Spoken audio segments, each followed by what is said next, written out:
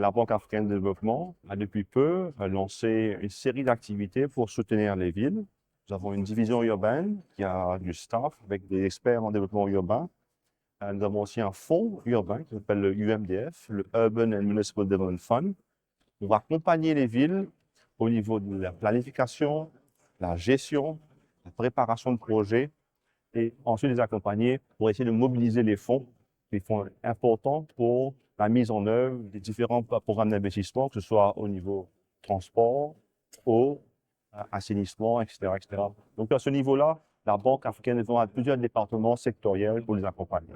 Et je pense qu'un des messages clés de cette très bonne conférence ici à Abidjan, le message clé des différents dirigeants qu'on a eu ici, y compris le gouverneur d'Abidjan, c'est vraiment que le développement urbain est un levier pour les partenaires de développement financier, comme la Banque africaine de développement, la Banque mondiale. Et hier, le vice-président de la Banque européenne de développement, la Banque investissement européenne, a dit très clairement plus d'un tiers de leur investissement se font dans le développement urbain. Donc, c'est quelque chose à suivre pour le développement de l'Afrique. Parce que si on rate ce virage où l'Afrique est maintenant devenue de plus en plus urbaine, nos citoyens vont avoir des difficultés. Donc, il ne faut pas manquer ce virage. Alors, nous, on a fait un peu notre boulot. Ça veut dire qu'on a mis en place la possibilité de financement sous souverain.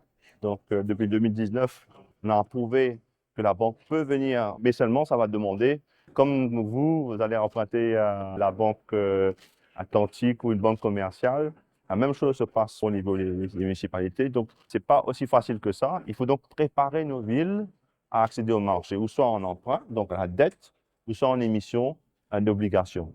Donc ça, c'est là où les choses se corsent. Donc, nous, ce qu'on fait en ce moment-ci, un programme pour préparer nos directeurs financiers de nos villes pour pouvoir emprunter pour émettre. On appelle ça le CFO Network ou le réseau des directeurs financiers qu'on travaille beaucoup avec UCGLA, basé à Rabat, et avec d'autres, des credit rating agencies, etc. Donc, pour les préparer, aussi harmoniser le reporting financier.